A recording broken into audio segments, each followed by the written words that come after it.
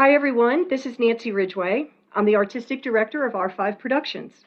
Tonight, for your listening pleasure, we are presenting a live presentation of Rabbit Hole, written by David Lindsay Abaire.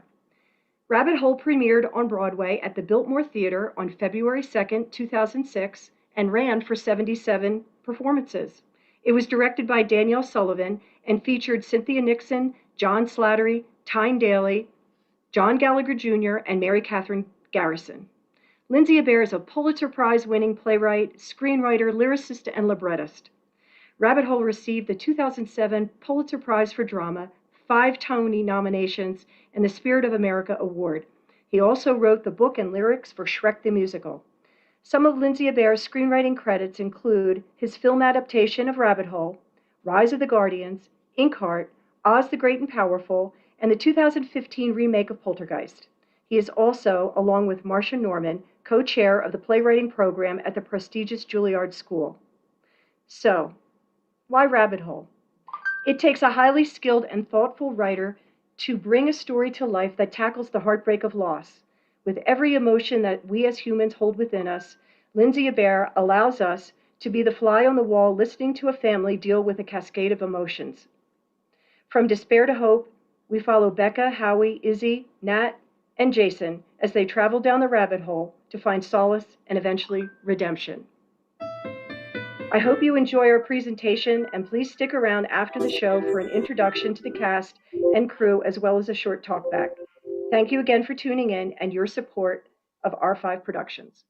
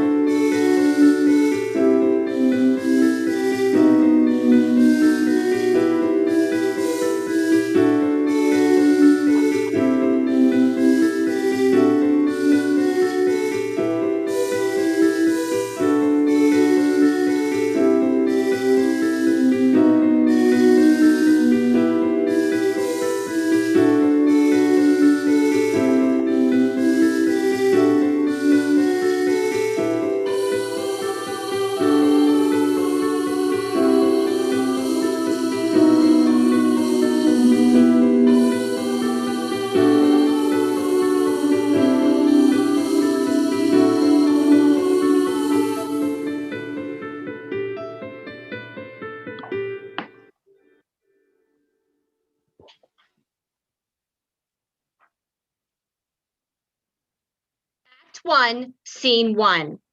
Late February 2006, in Larchmont, New York, a suburb of Westchester County.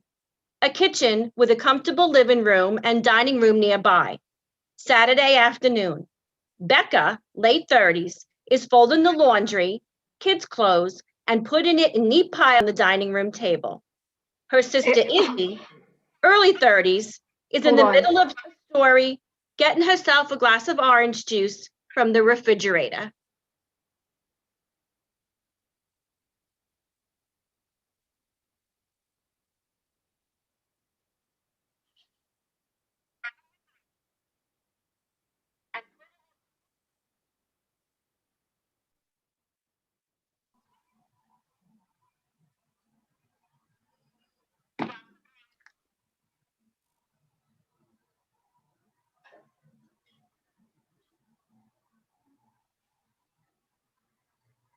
We have to take a break for a second. We're having a technical problem, so everybody just hang around, and we're going to have to start over again. One of the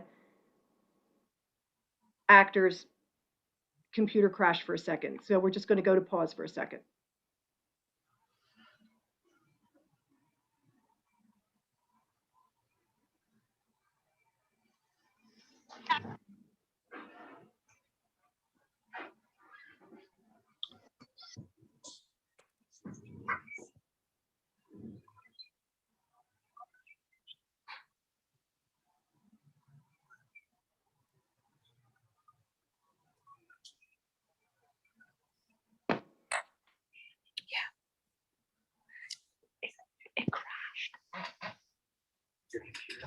Mm-hmm.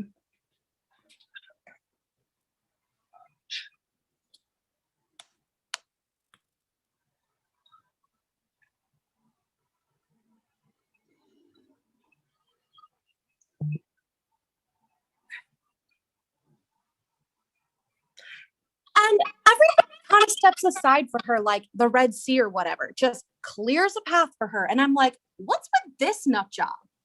But you don't even know this woman. I've never seen her before. I was just sitting there with Rima. Do you remember Rima? No. She's a friend of mine. I was sitting there with Rima, and suddenly this lady is in my face, and she's all sweaty and yelling and really pissed. I don't even know at this point. It has something to do with her boyfriend, who's apparently at the end of the bar. Were you flirting? No, I don't even know who she's talking about. So she's all up in my face, and her breath is like, ugh. Yeah, boozy, but even worse, you know, like there's something rancid stuck to the roof of her mouth, like rotten peanut butter or something. Good Lord, Izzy, harassing me and blowing her stank breath in my face and cussing. My God, you wouldn't believe the words that came out of this lady's mouth. And you don't even know who she's talking about? Augie. No, I know, but you don't. Oh, I thought you didn't know who she was talking about. I didn't know who she was talking about because I didn't know he was there. But then I figured it out later. Oh, she must be Augie's girlfriend. So you know him? Yeah, I know him, but still, let me finish. So I'm sorry? She's all, you bitch! Fuck you bitch! Sorry, Izzy, come F on. you B, and all that, just like a maniac. And people are looking at us, so I'm starting to feel self-conscious. And she's just going off, and I can't really do anything because the place is so crowded, you know, and she's a big lady, like real hefty, more chins than what does mom say? More chins than a Chinese phone book. So I can't even get around her to escape or whatever. And I am starting to feel violated, you know, my personal space and my dignity or what have you. So I just made a fist, hauled off, and boom. What does that mean? It means I hit her. No, you didn't. Crazy, right? You hit her? Right in the face. Boom, she went down. Oh my God, Izzy, you hit that woman? Around her and she's screaming like a retard. Izzy, what would you have come done? on. Well, I certainly wouldn't have hit her. Jesus. And you know what I'll tell you? It really hurts. To punch someone, it freaking hurts. Well, yeah. I mean, they don't put that on TV. It's all, no, that ought to show him. But for me, it was like, motherfucker, that killed. Like, look at my knuckles. Ugh, what? Nothing. You don't approve? I didn't say that. This lady was at me. I know. I didn't say anything. You wanna, though. I just worry about you. Don't worry about me. She was the one on the floor. Yeah, that's not what I meant. You were in a bar fight. So? A bar fight, Izzy. She was up in my face. I know, but it's so like Jerry Springer. What is that supposed to mean? You think I'm trashy? You punched a woman in the face. She provoked me. Were you drunk? No. I thought you were getting it together. Don't judge me. You said you were gonna take it easy. Man, Becca, why do you have to always go there? You can't be doing this kind of stuff, Izzy. You're not a kid anymore. I didn't realize there was a cutoff date. Well, there should be. For acting like a jackass, there should be a cutoff date. Were you on anything? Oh my God. Were you? No. Man, why did I say anything to you? I don't know. Why did you? Look, I went out. I got into a fight. I thought it was a funny story. I thought you'd be amused. I'm not. Clearly. I thought you were going to go easy. That's all. That you were going to do less of this. Hey, I'm still coping too, Becca. I know it's not the same, but it's still hard, okay? Don't do that. Do what? Give me a break. What? I'm not allowed to be upset anymore? No, you're not allowed to use him as an excuse. I'm not. You're not allowed to use him to justify your own shit. Just don't do that. Please. It's not what I was doing. Okay. I'm hungry. Mind if I get something? Since when do you ask? Ugh, you're making me feel sensitive. Where's Howie? He's with Rick. They're playing squash. Squash. Ooh, what's this? Pudding? It's gonna be creme caramel. Howie's a lucky man. You won't see me making anyone creme caramel. If you're hungry, Isabel, grab something. Don't stand there with the door open. Well, can I have one of these? There's an extra in here. Yeah, okay. Well, I won't eat it if you don't want me to. No, go ahead. You're right. There's an extra. You sure? Just let me finish it. I can eat it like this. No, then it's just custard. I like custard. I didn't make custard. I made creme caramel. How's work? Don't ask me that, please. Why not? You got fired? It never ends with me, does it? Not often, no. Don't tell Mom.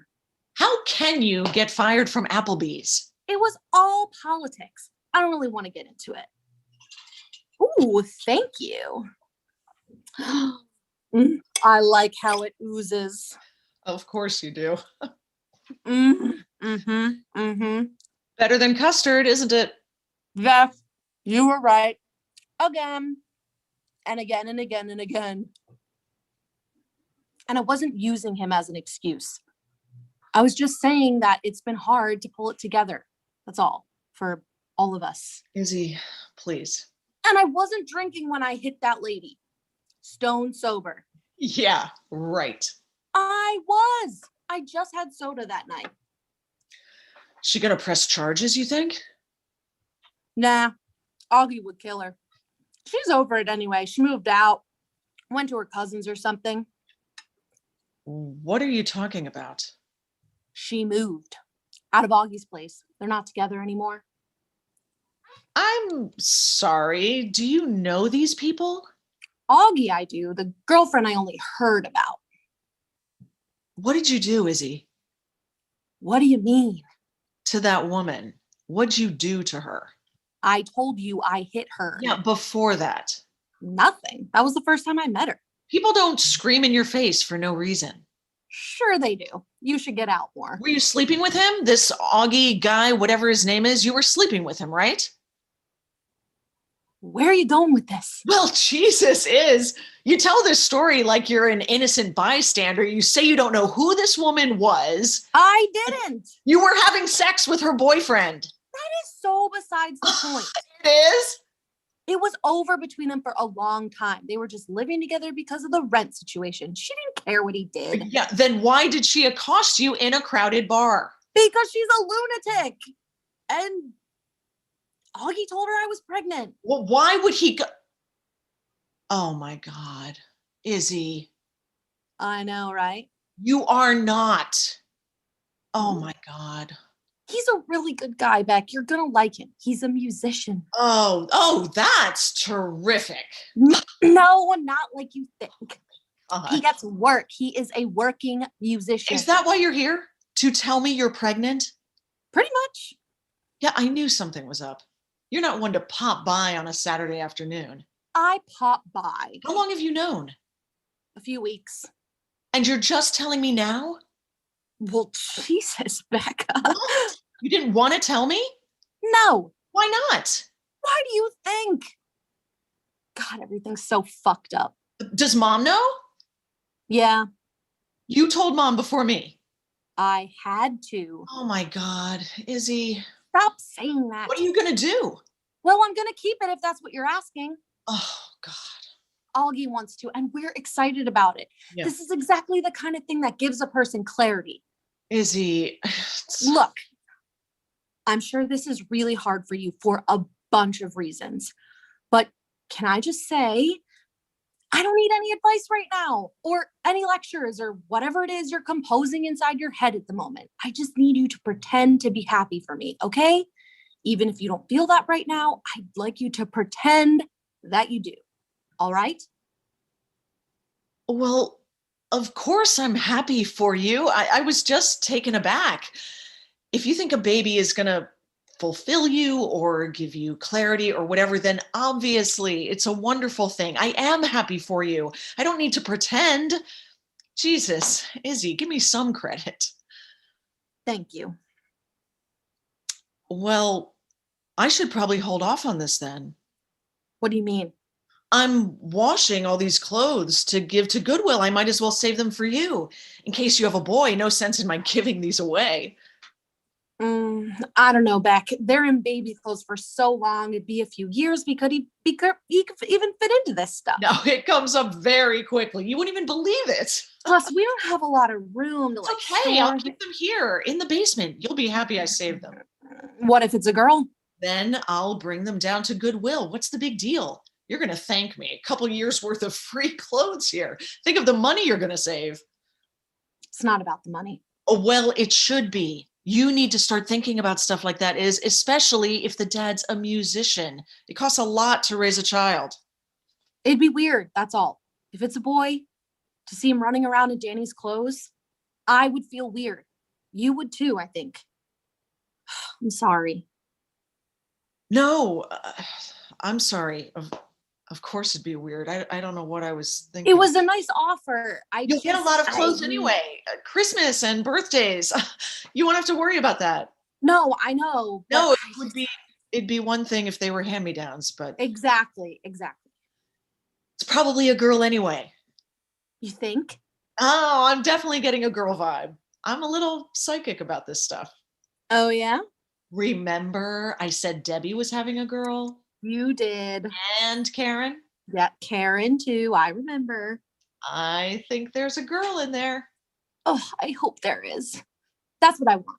I mean, either way, so long as it's healthy, obviously. But if I had to pick, I hope it's a girl. Me too. What'd Mom say? She was happy. Really? I know. I thought she'd lay into me, but Thanks for the creme caramel. Sure. And I'm sorry, Beck, if this is hard. I know the timing really sucks. Hey, what can you do? I'm glad you told me. And I'm really happy for you.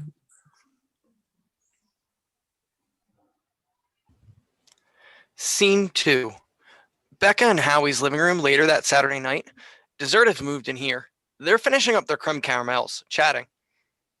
Ridiculous, right? 9 weeks pregnant, in a bar, drinking. You said she wasn't drinking. No, she said. But you know Izzy, plus the place was probably clogged with cigarette smoke. Not anymore. Clean Indoor Air Act. Yeah, she was in Yonkers. You think they enforced that in Yonkers? I wouldn't worry about it. You know, if the baby is in France turned out okay, I'm sure this one will be fine too. You think this is funny, Howie? Of course not. But you need to relax about it. You know, Izzy could be right. About what? The baby getting her on track can wake a person up. I mean, it did us. She was bragging about a bar fight. It wasn't a bar fight. They were in a bar fighting. Izzy hit someone. She didn't get into a fight. Blows were never exchanged. What is your point? It's okay for a pregnant woman to be punching people? Well, so long as they don't punch her back, it's probably all right. Why are you defending her? I'm not. I just think it's silly to get worked up about it. I'm not worked up. I'm just saying. You're right. It's a mess. Yeah. What can we do? I mean, maybe it'll be fine. You know, Izzy's not a moron. Okay, she acts like one sometimes, but a baby can be good for a person. I know that, Howie. All right, then. This is good. The creme and caramel. Thank you. Izzy tried to eat one upside down. Oh, hey, you want some more wine? No, I've had 2 already. I come on, I just half a glass. I want to finish the bottle. Oh, Mom's thrilled, by the way. She called? Yeah, Izzy must have told her I knew. Oh, how was that? What? 2 hours on the phone with Mom? What are you doing? Oh, my eyes are sore. Staring at that computer all day. You think this means she wants baby stuff for her birthday? Maternity clothes or something like that? No, wait for the baby shower. Just get whatever you were going to get her. Good. Because I was going to buy her a bathroom set. A what? A bathroom set. Shower curtain, bath mat, a little skirt for the sink. They sell them as sets. This is for Izzy's birthday. The last time I was over there, you should have seen her bathroom. It looked like a frat boy decorated. Huh. What? It just seems like a funny gift. A bath mat. It's the whole set, Howie. Oh, I know. Still. I thought it'd be nice. It is nice, but maybe she'd rather have, I don't know, perfume or something. Yeah, Izzy doesn't wear perfume. No, I know. But I was trying to be practical. Okay. It's a good gift. I'd like it if someone gave it to me. I'll make note of that for Christmas. You think it's dumb? No. Get her the sink skirt, the set thingy, whatever. Bathroom set. Get her that if you think she'll like it. I'm gonna. Great. She'll love it. Yeah, you should have just said that to begin with. Yeah, I know. Now. How was squash? Good. I lost, but it was good.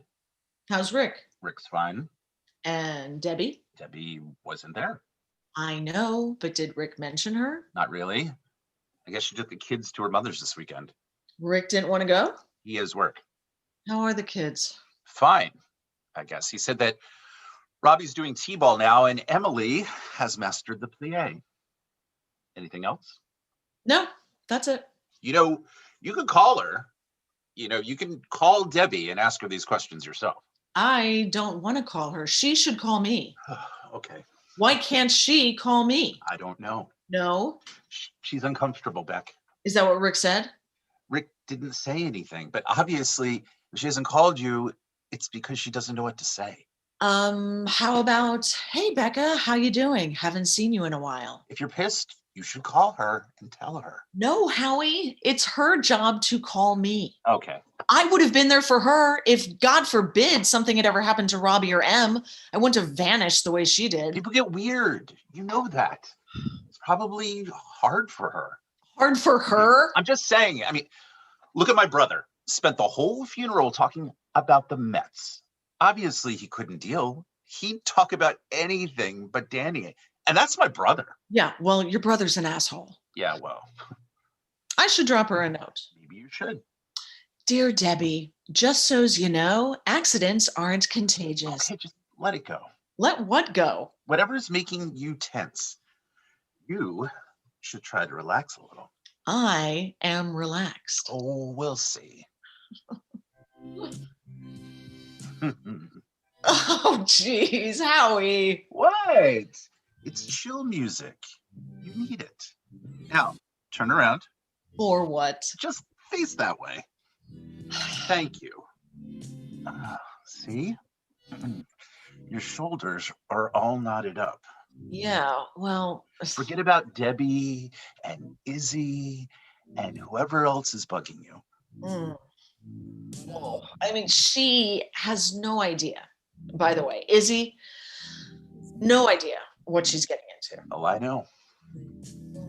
I mean, do you remember how exhausted we were? The feedings at all hours, the sleep deprivation. I mean, do you think Izzy's ready for that? Like the utter torture of it all? Oh, enough about Izzy. I mean, I'm sorry, but she's a sleeper. Izzy needs sleep more than other people. You talk about a wake-up call or whatever you were saying. Well, she's going to get one big time. Maybe we should go somewhere. You know, a cruise or something.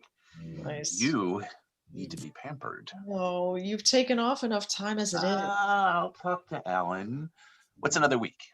I can handle most of my accounts from out of town anyway. Oh, what are you doing? I'm kissing your neck. Why? I'm trying to relax you. Uh-huh. Something wrong with that? I see what this is. Dimming the light. What?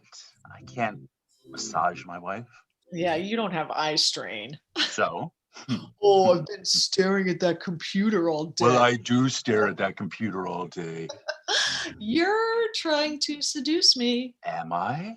Yeah, plying me with liquor. It worked in college. All right, Romeo. What? Enough. Why? You're being very naughty. Naughty's good. You used to like naughty. Where are you going? I still have stuff to bag up. Are you kidding? No, there are piles of clothes up there, Howie. Well, if they've waited this long. I wanted to get it done. We'll get it done tomorrow. I'll pitch in. Yeah, right. I will. Uh-huh. Becca. I'm sorry. I'm feeling kind of antsy tonight. You're right. The Izzy stuff got under my skin. Right. So, what? You're going to pout now? Oh, Jesus, Beck. Jesus what? It's been almost 8 months. Oh, but who's keeping track? I am. I'm keeping track. I'm sorry. What? That makes me perverted? Wanting to have sex with my wife? I didn't say that. Well, you give me these looks like I should feel guilty. Oh, funny. I've been getting the same looks from you. When have I ever made you feel guilty? I'm just not ready yet, Howie. I'm sorry if you think that's abnormal. I don't. Then what's the problem here? We're never going to be ready. If this is just about the sex, Howie. It's not just about the sex. No? Then what else is this? It's also about, I don't know. Maybe it is just the sex. I don't even know, honestly. But we're not going to suddenly wake up one day and be back to where we were. I know that. So we need to just head in that direction at least, which will feel strange for a while. But you want to have sex. Okay, don't say it like that. Why not? Because it sounds crass and selfish. Well, considering everything else, the fact that Danny died, for example, don't you think maybe it is a little crass and selfish for you to be roping me into sex when I don't want to have it? I wasn't roping you into anything. Jesus. No. Al Green isn't roping. No. Al Green. I thought it was nice. That's all. I was just trying to make things nice. Well, you can't. I'm sorry, but things aren't nice anymore. I think you should see someone. I know you're not one for therapists, but I think you should. We could go together if that'd help, or maybe you could try the group again. No. There are a couple new parents there now. It's changed the dynamic a little. We've had this discussion, Howie. It's fine. A psychiatrist then. Someone to talk to. What? No? Yes? Do you have an opinion? I think we should sell the house. Come on, Becca. What? I've been thinking about it for a while, and since we're on the topic... What? How are we on the topic? I think it'd help if we moved. I don't want to move. He's everywhere, Howie. Everywhere I look, I still see Danny. We love this house. I can't move without... I mean, Jesus, look at this. Everywhere. Do you even know? Here, Runaway Bunny. For God's sake, the puzzles, the smudgy fingerprints on the door jambs. I like seeing his fingerprints. Because you don't have to sit and stare at them day in and day out. You get to escape. You get to go to work. Well, if you want to go back to work, Becca, I don't. You can just call up Sotheby's. No, I can't. That's not who I am anymore. I left all that to be a mom. Well, then. Well, what? Well, that didn't work out. I didn't say that. Then what? If that's the issue. What's the issue? Then maybe we should try again. Oh, for God's sakes, Howie. What? I'm only saying. Is that what this was? No, of course not. It's just, it might be something to talk about at some point. I can't. I'm sorry. I can't have that talk. Okay. Look, maybe we can consider it at least. The house? Yeah, we'll consider it. Thank you.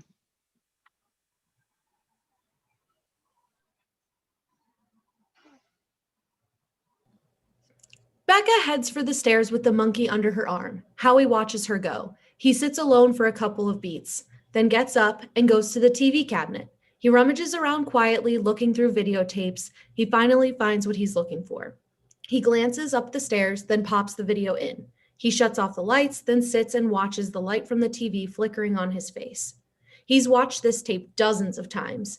He doesn't tear up, he just watches it, occasionally smiling at something he hears. The volume is low, but we can hear some of it. Now can I? Let me get the dog. Taz, lay down. Ready? Hold on. Taz, down. Lay down, Taz. No, I got him. Quick now before he gets up. Come on. And... Geronimo! Good job. Did you see me, Daddy? I did. No, you didn't. I'm invisible. Oh. I have magic. Oh, I didn't realize. Do you want to be invisible? Okay. Is that it? Am I invisible? Yeah, I made you invisible. Did you see me? Yeah. No, you didn't. I'm invisible. I can still see you because I have magic. Oh. Did you forget that part? Yeah. Yeah. I forgot that part. Act 1, Scene 3. Kitchen. A week later. Evening. Becca, Izzy, and Nat, their mom, are gathered around a birthday cake singing Happy Birthday. Nat has a glass of wine. Happy birthday to you. Lots of candles. What did you wish for? I can't say. Ooh, the cake looks good, Becca. Where'd you buy it? I didn't. I made it. Of course you did. What a stupid question. Of course you made it. Mm. Oh, It's my Izzy. cake. Well, let me cut it first. Hey, you didn't wait Watch for your me. finger. Well, I didn't. You said not mean to. it, though. I tried to stop them, Howie. I wanted cake. Rude. I didn't know how long you were going to be up there once you get on that computer. Did you get it? Yep, right here. Oh, wait, let me get my glasses. Did Well, you she wanted have me to look it up. Yeah, any excuse to escape for Well, 10 do you minutes. blame him? What is this? Mom, cake. It's a timeline starting with the lobotomy, the plane crashes. Yeah, it's the whole list, and it's long. Well, still, that doesn't make it a curse. Nobody said it was a curse, Everybody Mother. says. That was my point. Everybody says it's a curse. Well, nobody. You know in what this it room. is really? Hype. Perpetuating the myth. That whole American royalty crap. It is good cake. But the Kennedys aren't cursed. They're just really unlucky and kind of stupid. A lot of them. Just cut me a piece, would you, Beck? You know, too much money. That's their curse. And too much time on their hands. If they had to go to work like normal people, then most of those Kennedys would still be alive. Thanks, Howie. I'm so glad you went and got that timeline. You know, maybe if they stayed home and watched television once in a while instead of zipping off to Vail, then none of that stuff would have happened. You have the most interesting theories. Don't patronize me. I'm not. I was being serious. This is so good. Normal people don't fly around in their own planes, for example. I mean, I don't know anyone with his own plane. Do you? Do you, Howie? Well, yeah, I know one guy. Oh, but, well, you know someone, but that's not the norm. An average person doesn't own an airplane. No, you're right. He's not average. No, he's a member of the jet set. Exactly. That's what that word means. The jet set. Jet setters. Buzzing around in little pipers or whatever, crashing off the coast of Massachusetts. All I'm saying is regular people don't have 10 relatives die in separate plane wrecks. It's not 10. Well, just about if you count Teddy, who survived his. I think it's sad. Teddy surviving? Well, of course it's sad. All those good-looking people falling out of the sky like that. I mean, it's a freaking waste. But it isn't a curse. It's just rich people acting stupid. I thought you liked JFK. Oh, I'm not talking about JFK. I'm not talking about the ones who were assassinated. Okay. Although getting shot by a crazed gunman is kind of a rich guy problem too, isn't it? Well, not necessarily. It doesn't matter. That's not who I'm talking about. I'm talking about the unqualified pilots. I'm talking about playing football and skiing at the same time. That was stupid. Hey, look at me. I'm a Kennedy. I can catch a ball while flying down a mountain on sticks. Well, of course he died. Idiot. Oh, I know. That's a terrible thing to say, but this was a grown man acting like a moron. I mean, the arrogance of these people. You know, the Greeks would call that hubris, arrogance in the face of Oh, it might not technically be hubris, actually. Well, if hubris means reckless, then that's right. No, it doesn't mean reckless. It's more about the gods. It's probably the right word then. They're very Catholic, those Kennedys. Now I'm curious. I'm going to look it up. Fill me up, would you, Beck? Isn't this nice? Sitting around talking politics. I never do this. It's a nice change. It's juice. I'm drinking juice. Right. Sorry. That's the third time you've done that. I know. I'm sorry. Are you testing me, Becca? No, I am not testing you. It's just habit. I'm sorry. Okay, here it is. Webster's. Hubris, an insolent pride or presumption. Oh, that's them, all right. Insolent pride. Oh, wait. Number 2 is in Greek tragedy, arrogance toward the gods leading to nemesis. It's like coming to school when we visit you two. Is that right? Izzy hated school. No, I didn't. Don't listen to her, Howie. I liked school. Just because I was lousy at it didn't mean I hated it. Ooh, sounds like you and squash, Howie. She means the game, not the vegetable. Yeah. I know what she meant. You know who was cursed? Rose Kennedy.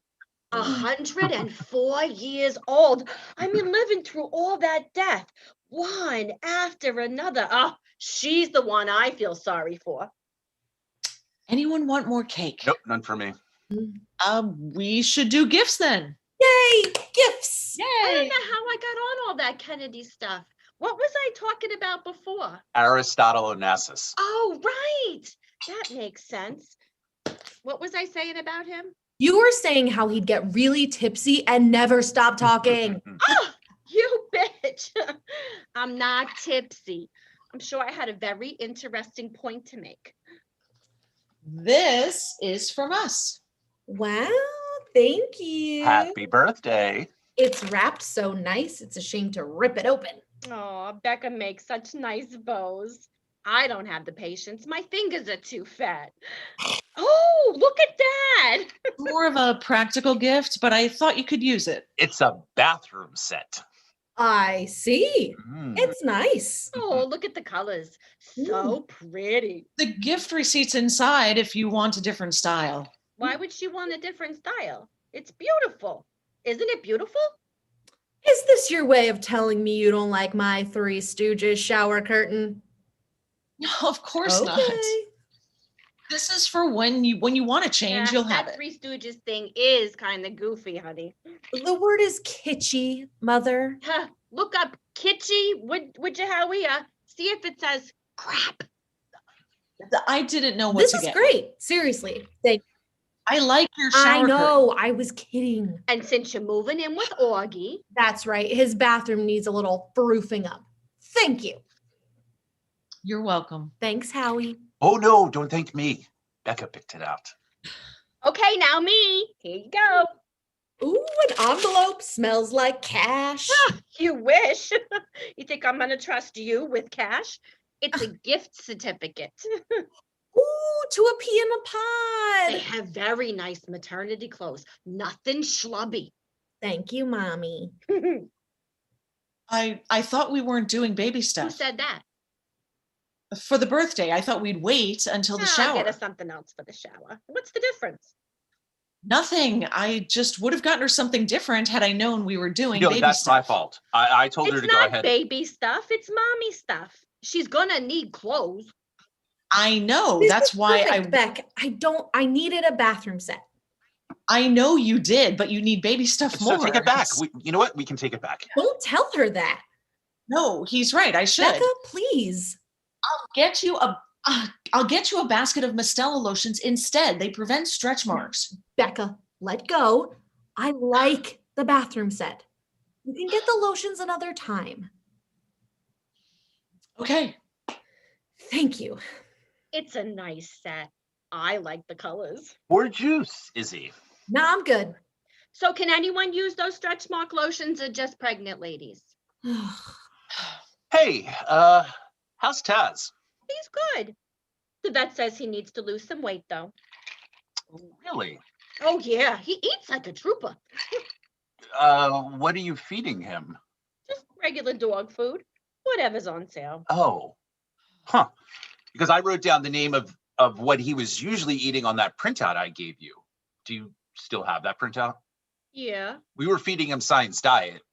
They have this special low-fat mix. That stuff's so expensive, though. He likes what I've been giving him. Except it makes him fat.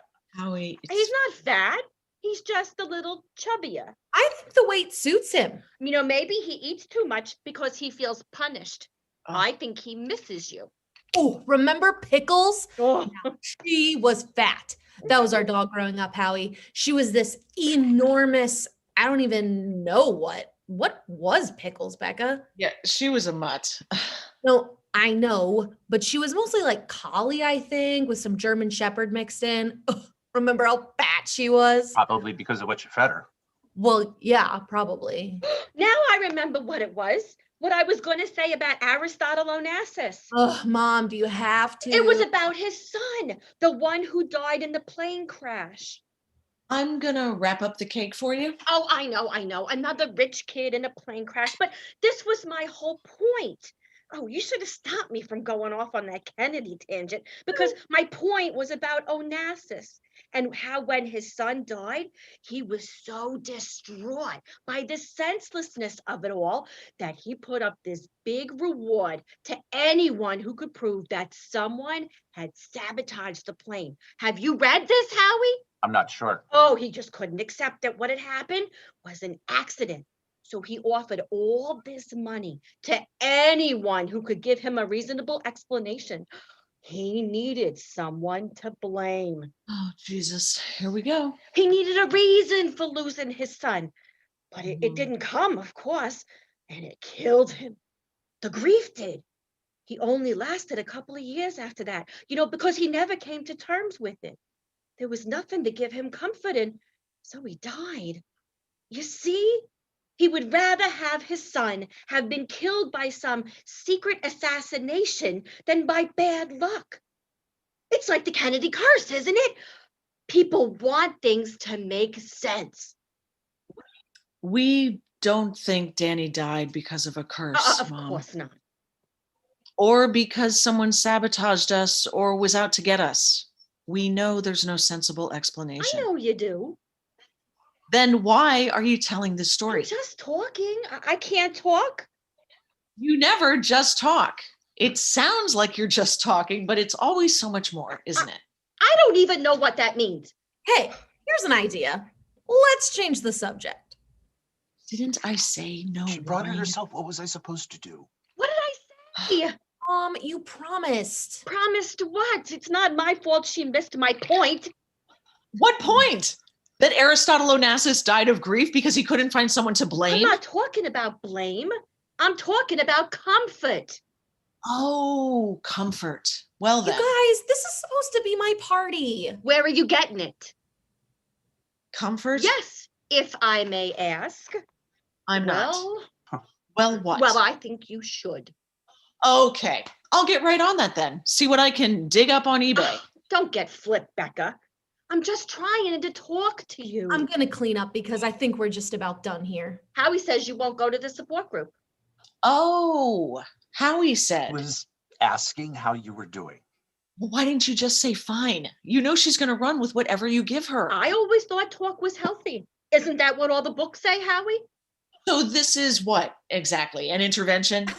If it is, then I'm really pissed. It's not an intervention. We're just having a discussion. You couldn't wait until tomorrow? It had to happen on my birthday? Izzy, please. I remember when Arthur died, I found the support group very helpful. Well, that's you. It isn't me. And Arthur isn't Danny. I'm not saying he is. I'm just saying it was helpful. She doesn't like the people. What? Howie. Don't. I was just explaining. What's wrong with the people? They've lost children too. They understand what you're going through. No, they don't. They understand what they're going Still, through. you must have things in common. You would think so, Mother, but actually we don't. Other than the dead kid thing, of It course. can't hurt to give it another try, Becca.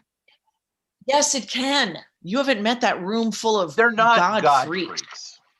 Most of them are, Howie. That's all they talk about. God's plan. At least he's They're in a not all better like that. place. My favorite is, oh, God needed another angel. What is that? He's God. Why can't he just make another angel? Maybe These God people, gives them comfort. well, it pisses me off. Trying to find some ridiculous meaning in, oh, hey, look, I stepped in shit. It must be part of God's You're plan. just being silly. I'm being Faith silly. helps people cope. What's wrong with that? I know when your brother died, Again, with if Arthur. I didn't have God. See? That's exactly why I don't go. If I didn't They're have not all God. like that, Beck. You know, Kevin's not. Gabby's not like that. It sounds like you're jealous of their comfort. Yes, I am. Of course I am. How nice they all have something that makes them feel a little better. Like I don't feel bad enough. I've got to go and have that rubbed in my face. You're not being fair. I don't know why you don't believe in God anyway. You see? Do you see how we now look I where brought we're you going? to church every Sunday. Oh, my You God. used to believe in God. Well, I don't anymore. Well, you should. What if you're wrong? What if there is a God? Then I would say he's a sadistic prick. Oh, Becca, please. Jesus. Oh, worship me and I'll treat you like shit. No wonder you like him. He sounds just like Dad. Jesus. You don't need to strike out at me, Becca. I know you're still in a bad place, but I'm trying to help you. Right. I wish someone had sat me down when Arthur died. I wish someone gave me a little advice. You know what I wish? I wish you would stop comparing Danny to Arthur. Danny was a 4-year-old boy who chased his dog into the street. Arthur was a 30-year-old heroin addict who hung himself. Frankly, I resent how you keep lumping them together. He was still my son. And I don't recall anyone giving you instructions on how best to grieve for him.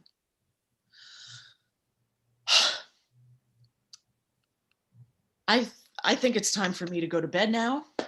Izzy, I hope you enjoy the bathroom set. I'm gonna.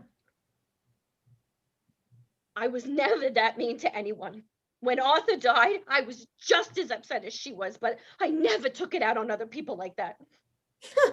What about Mrs. Bailey? Nobody's talking about Mrs. Bailey. Izzy, please. You know what this was about?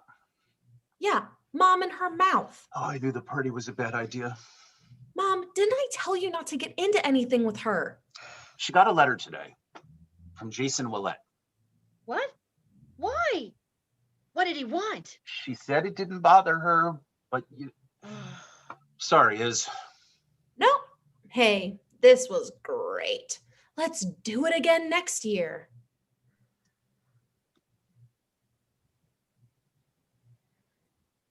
Act 1, Scene 4. Becca is in Danny's room. She is sitting on Danny's bed, reading the letter from Jason.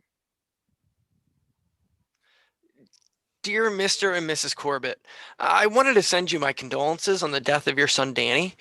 I know it's been 8 months since the accident, but I'm sure it's probably still hard for you to be reminded of that day.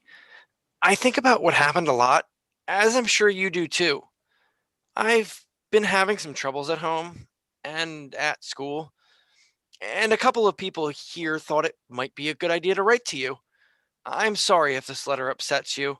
That's obviously not my intention. Even though I never knew Danny, I did read that article in the town paper and was happy to learn a little bit about him. He sounds like he was a great kid. I'm sure you miss him a lot, as you said in the article. I especially like that part where Mr. Corbett talked about Danny's robots, because when I was his age, I was a big fan of robots too. In fact, I still am in some ways. I've enclosed a short story that's going to be printed in my high school lit magazine. I don't know if you like science fiction or not, but I've enclosed it anyway. I was hoping to dedicate the story to Danny's memory. There aren't any robots in this one, but I think it would be the kind of story he'd like if he were my age. Would it bother you if I dedicated the story? If so, please let me know. The printer deadline for this magazine is March 31st. If you tell me before then, I can have them take it off. I know this probably doesn't make things any better, but I wanted you to know how terrible I feel about Danny. I know that no matter how hard this has been on me, I can never understand the depth of your loss. My mom has only told me that about 100 times. I, of course, wanted to say how sorry I am that things happened the way they did and that I wish I had driven down a different block that day. I'm sure you do too. Anyway, that's it for now. If you'd like me to let me know about the dedication, you can email me at the address above. If I don't hear from you, I'll assume it's okay. Sincerely, Jason Willett. P.S. Would it be possible to meet you in person at some point?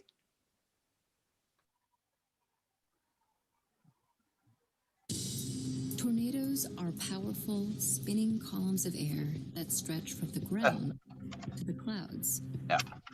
Most are relatively weak, but the few that grow into large Wait. violent and cause immense. What is this? Becca. Tornadoes Becca! Becca! Continents. What'd you do here? Tornadoes. What is this? What's the matter? The television. What is this? Of about 33 tornadoes. It's the Discovery Channel, the tornado program. You said you wanted to watch it. I recorded it for you. Why? For Christ's sake. What's It's the matter? Danny's tape. You recorded over Danny's tape. No, I didn't. Pride and Prejudice was on that tape. We were watching it last night. Switched them. What? I watched Danny's tape later after you went to bed. Why didn't you take it out of the machine? Didn't you check to see what was in there? I assumed it was the TV tape. Jesus, Becca. It was one of the baby videos? No, it was the most recent, the long one. The Park was on it in Mexico. Well, how was I supposed to know you snuck down here? On Christmas. I thought it was the TV tape. It wasn't. I know, Howie. So it's gone. The whole thing. I'm sorry. It's the only copy, Becca. Well, I didn't do it on purpose. Sure. What does that mean? You think I recorded over Danny's tape on purpose? I don't know. You don't know? Should have taken it out. Why would I deliberately record over I don't know. it? Why would I? I don't know. You took the paintings off the fridge. Danny's paintings. To save them. I put them in plastic. And shoved them in a box. For safekeeping. Okay. I didn't throw the paintings out. I know you didn't. You think I didn't want that tape? I don't. Of course you did. Obviously, it wasn't on purpose, but What? I don't know, maybe subconsciously? Oh, subconsciously. Is this what they're telling you at group? How I'm doing things subconsciously? You're trying to get rid of him. What? I'm sorry, but that's how it feels to me sometimes. Every day, it's something else. It feels like you're trying to get rid of any evidence he was ever here. I didn't know that tape was in there. I'm not talking about the tape, not just the tape. And the paintings are downstairs in a box. You can look at them whenever you want. The clothes, his shoes. We don't need all that stuff. Why would we keep it? You wanting to sell the house. We already talked about this. Taz. Sending Taz to your mother's. There was a lot going on, Howie. We couldn't deal with the dog. I was fine with the dog. I was the one walking him. Well, he got underfoot. And he was a reminder. Yes. He was a reminder. So what? I wanted one less reminder around here. That's perfectly normal. And since you never wanted the dog to begin with. Oh, for God's sake. Well, if I hadn't bought the dog. And if I hadn't run inside to get the phone, or if I had latched the gate. I left the gate unlatched. Well, I didn't check it. I'm not playing this game again, Howie. It was no one's fault. Not even the dogs. I know that. Dogs chase squirrels. Boys chase dogs. Are you telling me or yourself? He loved that dog. Of course he did. And you got rid of him. Oh, right. Like I got rid of the tape. I get it. It's not just the tape. I'm not talking about the tape, Becca. It's Taz and the paintings and the clothes, and it's everything. You have to stop erasing him. You have to stop it. You have to stop. Do you really not know me, Howie? Do you really not know how utterly impossible that would be? To erase him? No matter how many things I give to charity or how many art projects I box up, do you really think I don't see him every second of every day? And okay, I'm trying to make things a little easier on myself by hiding some of the photos and giving away the clothes, but that does not mean I'm trying to erase him. That tape was an accident. And believe me, I will beat myself up about it forever, I'm sure, like everything else I could have prevented but didn't. That's not what I want, Beck. It's not what I'm talking about. No, because it feels like it is. It feels like I don't feel bad enough for you. I'm not mourning enough for your taste. Come on, Or that's mourning not in the right way. But let me just say, Howie, that I am mourning as much as you are, and my grief is just as real and awful as yours. I know that. You're not in a better place than I am. You're just in a different place, and that sucks that we can't be there for each other right now, but that's just the way it is. This stuff is all we have left. That's all I'm saying. And every bit of it that you get rid of. I understand that. You don't want to let go of it. I understand, Howie. Do you? Do you? This isn't... Something's got to change here. Because I can't do this. Like this, it's too hard. It's too hard. And I want that dog back. Your mother's making him fat. I want the dog back. Well, why don't we wait until... I don't want to. How much more do we have to lose? I miss the dog. Sorry, but I miss him. And I want him back.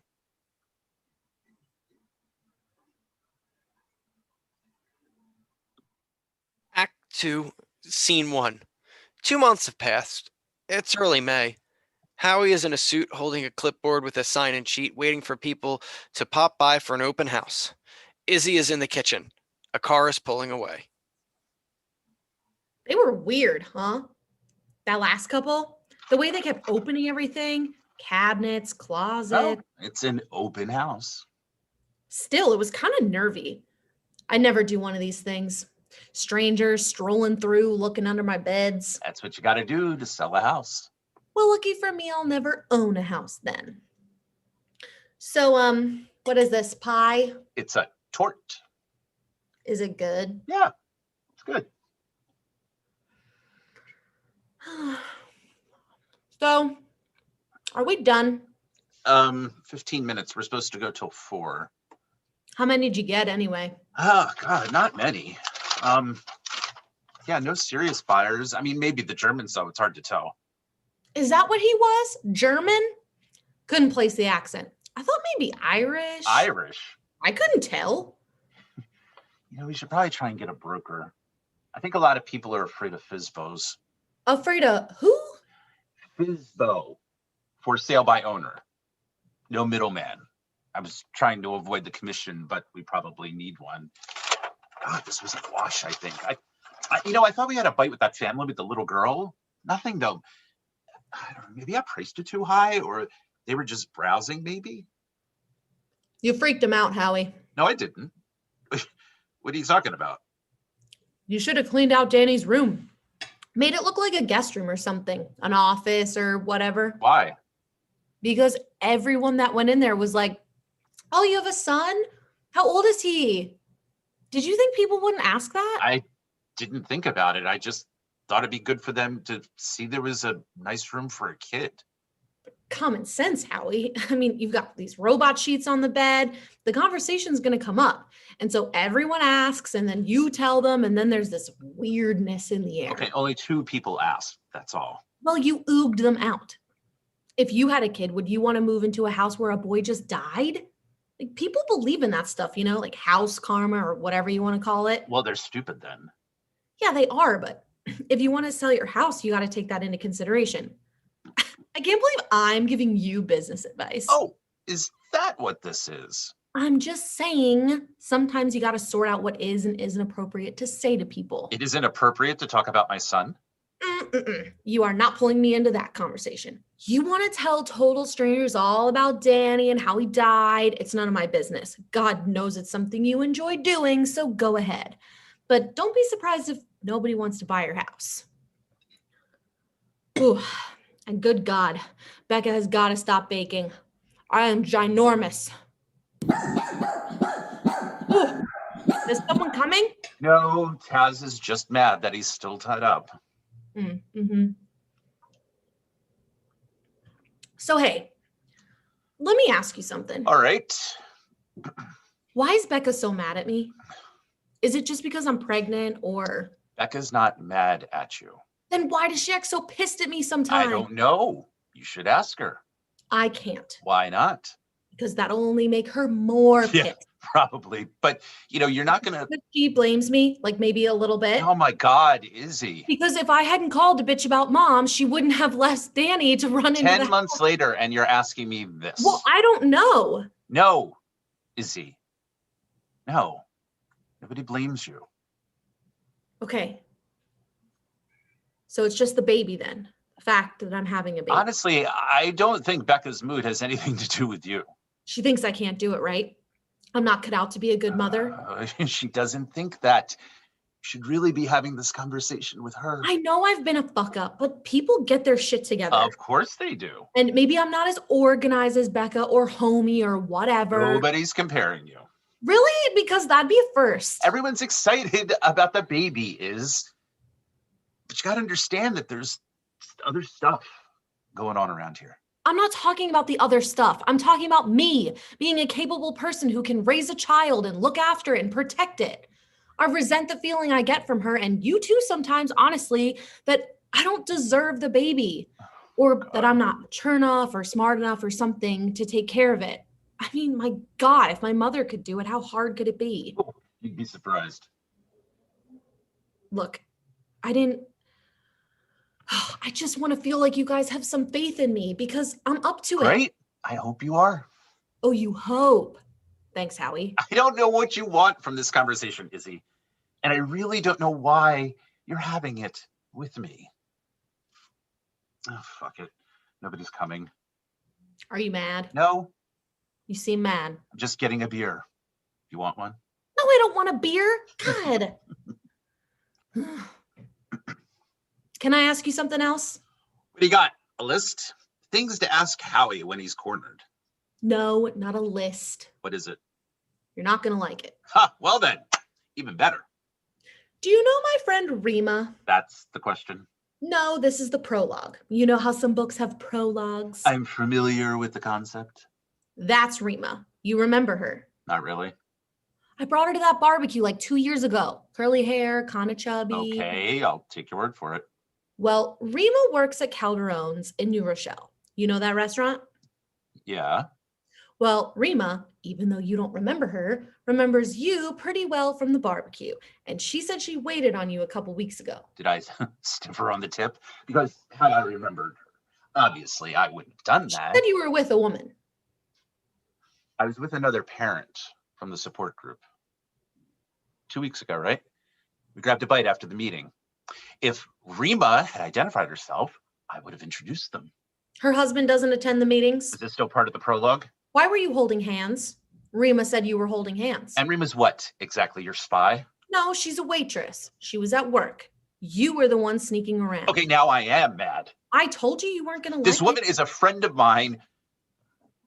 She's a friend of mine whose daughter died of leukemia 6 months ago.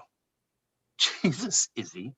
What are you trying to say? I'm asking a question. You don't have to get defensive. Just because I was holding a person's hand doesn't mean... I know you and Becca are having trouble. What are you talking But about? I'd like to think that if things got to a point where they were unsavable, that you'd be man enough to fish or cut bait. Who said we were having trouble? And not make things worse than they already are by fucking around behind Becca's You are back. way off base, Izzy. And I know there's other stuff going on around here, but that doesn't excuse This it. is so beyond ridiculous. I don't even know how to respond to you. I don't need you to respond. I just wanted to ask the question and say what I had to say. You can do whatever you want about it. About what? I'm not having an affair. Okay. I was comforting a friend. Great. I'm glad to hear that. And I don't know where this Rima person gets off making these offensive assumptions about me. She'll be happy to hear it was a I misunderstanding. mean, God, Izzy. And right after your spiel about us not having faith in you, I mean, what do you think of me? I'm sorry. It's my sister. I had to ask. Well, you've asked. Indeed, I have. Jesus. I'll tell you one thing. If I ever see this Rima again, I'm going to let her know what I think of her talking shit about me. You should. She'll like that. And for the record, I hope I did stiff her on the tip. Yeah, well, for the record, you did.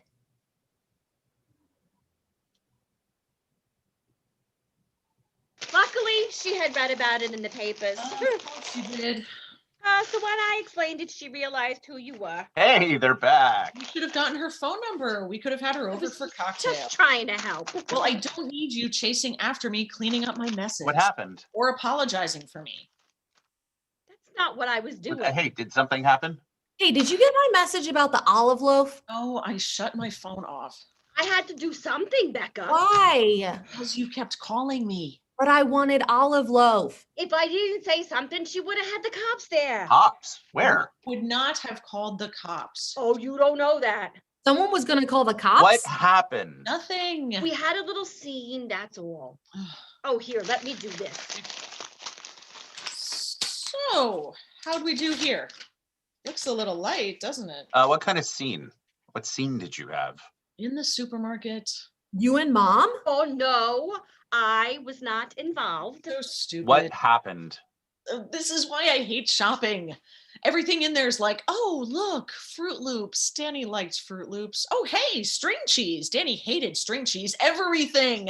Howie, you've got to do some of the food shopping. I'm sick of saying it. Becca got a little upset. About what? There was a boy there. He reminded you of Danny. No, maybe a little bit. Not really. No. He had red hair. What happened was we were in the same aisle as this kid and he wanted these roll-ups, fruit roll-ups, and his mother was being a hard ass about it, saying she wasn't going to buy them for him. It wasn't because she didn't have money. You could tell she could afford it. Yeah, but the kid was getting whiny about it, which makes sense because he's 5 years old and he really wanted these roll-ups, but the mother wouldn't give in. In fact, she starts ignoring him completely, just turns her face away and pretends he's not there, just goes about her shopping like that's gonna shut him up or teach him a lesson or something, case closed sort of thing. But that only gets him more upset. So that pissed me off for some reason. What did? The fact that she was ignoring him instead of trying to explain why he couldn't have them. So Becca walked over to her. What? Wait, what? Why? I don't know. I just did. What did you say? I said, it's only $3. Why don't you just get him the fucking roll-ups? Oh, no. And she looked a little miffed, but yeah, she smiled a little. I don't know why, and explained to me that she didn't want her son eating candy. And so I said it wasn't actually candy. In fact, fruit roll-ups are relatively healthy and they're made with real fruit. And why not give him a treat? And she told me to mind my own business and then tried to move her cart around me, but ran over my foot by accident. So I smacked her. What? I smacked her. Oh, she did. She smacked her all right. I couldn't believe it. Real hard, too. Becca. I know. It was awful. And then the boy started crying. I felt terrible, but she pissed me off. You hit that woman? Izzy, don't. I'm just saying, glass houses. She was ignoring him. She was ignoring him. It was pretty bitchy. Yeah, I wanted to shake her. Look at him. Don't pretend he isn't there. But I didn't say that. I just stood there kind of startled, and she was kind of startled. And then Mom came over and told me to go out to the car, which I did not need her to do. I just explained everything to her. That's all I did. And she was mad at first, but I explained it and she understood. No, she didn't. After I talked with her, I'm saying. Still, she didn't understand, Mom. I'm sure you just made it sound like I'm some crazy person, some unstable You mom. did slap her, Becca. Yeah, she was lucky. That was all I did. Not that it helped. Not that she'll suddenly realize. I mean, it was a fruit roll-up. Just let him have it. Am I wrong? No, I would have smacked her too. Yeah, well, obviously. And I was doing well too, wasn't I, Howie? I had a bunch of good days in a row. Oh. You can come shopping with me anytime, Beck. I'm going to give my kid whatever he wants, candy, whatever. Yeah, that wasn't my point, Izzy. No, I know. You're saying be with him. Like she blocked him out instead of appreciating him or whatever. I understand. I totally get it. And if you ever see me doing what she did, smack me too, okay? Okay. Maybe you taught that lady something. Yeah, I don't think so. Oh, Mom, did they have any Bosco? Yeah, right here. Oh, good. Let's crack that bad boy open. What? Nothing. Have I shocked you? No, not shocked. No. Well, you look shocked. Do I? Or something. Oh, the dog. Go quiet him down, would you, Howie? Hello. Hi. I saw a sign outside, so the open house sign. The door was open. Looking to buy a house? No. Howie. What? He said he saw the sign. I just wanted to say, hey. Thomas! Shut it! You know who I am, right? Yeah, we know. Well, since the sign was out there, I thought it'd be okay if I just poked my head in. I've been wanting to say hello for a while. Now's not really a good time for us. Oh, we've got okay. family visiting. Right. I was just saying, hey, anyway, I didn't want to bother you. Just say hello in person. But maybe another time would be better. Yeah, it's just we have relatives here. Right. You said hi. Hello. Another time then. Yeah, I mean, we're around, so... Becca. What? I could come by any afternoon, really, if there's a day that the problem is we're trying to sell the house. You see, which takes up big blocks of our time. It wouldn't take long. I just want to sit down with you at some point. Still, I'd really like to arrange something if that's possible. I just told you now's not really a good time. But I was talking about some other time, not right now. Great. So why don't you take off then? And if we can arrange something in the future, we'll do that. Okay. I wrote my number down, so if you free up at all. Can I just say something to you? Howie, easy, Howie. An open house sign doesn't mean we're holding walking tours in here. I know that. You can't just pop in because the door is open. We were conducting business. That's why I waited until the couple left. It looked like things were finished Well, they're here. not. Then I apologize. We live here, okay? This is our home. All right, Howie. You don't just walk into someone's home like that, especially given the circumstances. You should show a little respect. I'm sorry. I'm sorry I interrupted. Sorry. Can you believe that? The balls on that kid walking in here? I think I'm gonna finish the groceries. And what was he out there hiding behind a tree or something? I mean, no wonder Taz was barking. Or maybe he was barking because he's hungry. Did you feed him? No. I got caught up with Izzy. Of course not. You wanted that dog so badly, but you can never remember to feed him. I'll do it. Yeah, it's nice to know things are getting back to normal around here. You know, that was the last thing that Becca needed, that kid showing up. I mean, she seemed fine with it. You were the one who got upset. Yeah, well, I'm not the one slapping people. I don't know. He came pretty close just then. So, I'm free next week if you want to try this again. Another open house. Maybe. We'll see. You should really do something about that room, though. Augie does some renovation stuff on the side if you want me to ask him. He could get in there. You know, I don't know. He does good work. He put up my mother's we got it covered. Thanks, though. Still, you should really try to fix things up a little. The room, I mean. Yeah, I know what you meant. Act 2, Scene 2. About a week later, Nat is helping Becca clean out Danny's room. Becca is taking Danny's books out of the bookcase and placing them into a milk crate. Nat is taking toys, stuffed animals, kids' puzzles, etc. out of the closet and either placing them into a garbage bag or into a box labeled Keep. Keep or toss? Toss. This too? Yeah. Oh, Runaway Bunny. Remember this one? That was your book. I know. Monkey? Keep, I guess. Howie doesn't mind this? It was his idea after that open house. Seems his grief goes out the window when it comes to maximizing profits. Huh? Sorry. I don't even know why I said that. I'm just being mean. Besides, it's not like we're getting rid of everything. Oh, Danny's little sneakers. Oh, Mom, I know. No. Don't do that. Quick and clean like a Band-Aid. Otherwise, we'll never get through it. Here.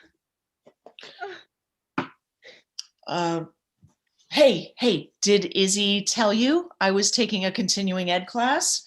We're reading Bleak House. Isn't that hilarious? He handed out the syllabus and I just laughed. Bleak House. Of course, no one knew what I was laughing at, which was great. It's in Bronxville, so no one knows me. I'm normal there. That's what I like best about it. I don't get the face every time someone looks at me. What face? Oh, you know. Oh, hi. How you doing? Hang there. Ugh, I hate it. And you know what's nice? These ladies don't even talk about their kids or their husbands or any of it. I think they're just so happy to be away from all that. It's probably the last thing they want to talk about because I'm sure most of them are just bored housewives, right? I don't know. I've never met these people. Well, that's who takes Westchester continuing ed classes, isn't it? I guess. Sure. And they're just so happy to be talking about Dickens instead of what's for dinner. Oh, yay, we're reading literature. It's like they're in college again. Who'd want to talk about their families? I know I don't. Anyway, I like it. I like that I'm just a lady taking a class. And next week we start Madame Bovary. That ought to get the old girls going, huh? Oh, toss. I don't know that book. No, I know.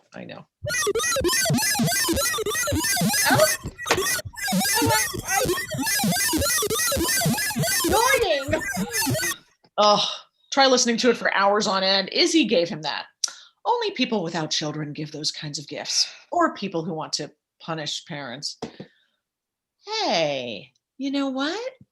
Debbie's kids might like that. We should save it for them. That'd show her. Still haven't heard from her? Nope. Howie plays squash with Rick, and I hear the kids are good. Toss. Remember Emily? Of course. She's getting big now. I thought you haven't seen them? No, but I passed by Danny's daycare last week and the kids were all in the yard. What? I was just walking by. That's how I get to the post office. Yeah. Anyway, that's too bad about Debbie. But that can happen. Friends disappear. I remember when Arthur died. Sorry. What about this? No, it's busted. You know the thing about Debbie? Yeah? It's just as bad the other way sometimes. Do you remember Maureen Bailey? Sure. Well, I couldn't get rid of her after your brother passed away. I remember. Always at the house, always checking in on me, eating up the cinnamon buns Uncle Jimmy brought me. I never had a moment to myself. And of course it was nice, I guess, but it didn't feel like it was about me. It just felt like she had nothing else to do. Yeah. Like consoling me became her hobby, something to fill up her day. And finally, in the middle of coffee one afternoon, I said, Maureen, why are you here all the time? What'd she say? She said, I want to be there for you, Nat. I want to share in your grief. And so I said, well, it's not working. I seem to have it all to myself still. You plant your fat ass in that chair every freaking day. You did not say that. Oh, yes, I did. And you suck up all my coffee, and I don't see you leaving with any of this grief you're allegedly sharing with me. In fact, the only thing you do take out of here are my cinnamon buns. So I never saw her again, obviously, which was too bad, actually, because she was the only one who was willing to talk about Arthur. You can say his name. Can I? I don't know your rules, Becca. I don't want to get scolded. You can talk about Arthur. I just don't like the comparisons. Okay. It's not like the Arthur stuff he was my brother. So obviously that was a really hard time for all of us. I know. But that was a long time ago and it was very different for me. Of course it was. Okay then. What's this? Oh, it's just a story that boy wrote. He sent it to us. What is it, like an Alice in Wonderland kind of thing, or? No, it's more science fiction. It's dedicated to Danny. Yeah, he asked if he could do that. Why? Is it about Danny? No, not at all. It's about a scientist. Oh. Or a son of a scientist, actually. The father discovers this warren of, it's like a network of holes to other galaxies or parallel universes, I guess, but he dies somehow. And so the son goes into these holes trying to find him. Well, not him because he's dead, but another version of him. It doesn't sound very good. It's okay. He's young. Keep it? Yeah, we should keep it. I'll just put it in the box. Yeah. I think I'm going to see him, actually. Who? Jason Willette. Why? I don't know. I just want to. What about Howie? Howie's not really into it. Well, I thought it was weird. The way he walked in like that? Creepy. You don't think it was creepy? Not really. Well, I think it was creepy. You should ask Howie what he thinks. I don't have to ask him what he thinks. Frankly, I don't care what he thinks. I'm just saying. Oh, hey. Hey, how's it going? Fine. Good. I thought we could put the brown bedspread in here. Okay. And maybe hang the Ansel Adams prints that are in the basement. Sounds like a plan.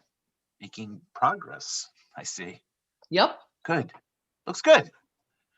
I'm going to take Taz for a walk. You need anything while I'm out? I don't think so. Okay. Hey, thanks for helping out, Nat.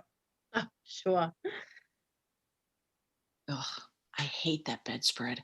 I'm going to put the blue one on. It's neutral enough. Hey, you know what I was thinking of this morning? What?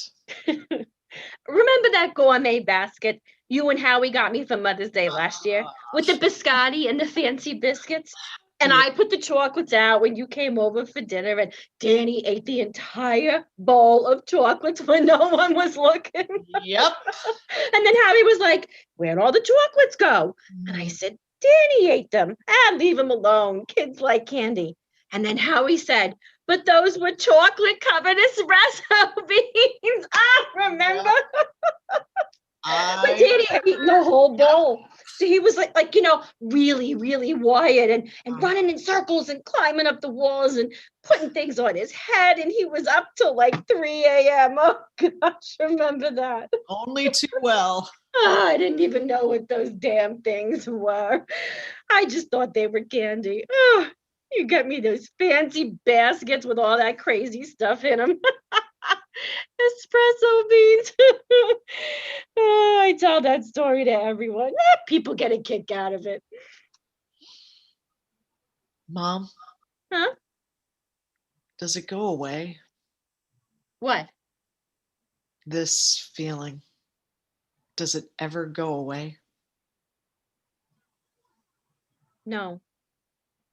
I don't think it does. Not for me, it hasn't. And that's going on 11 years. It changes, though. How? I don't know. The weight of it, I guess. At some point, it becomes bearable.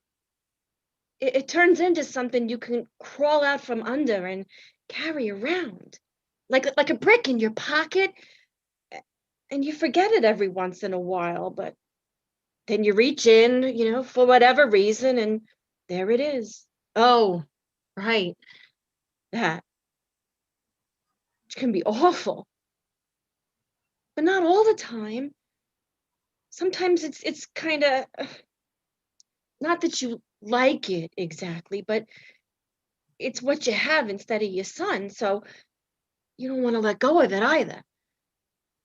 So you carry it around.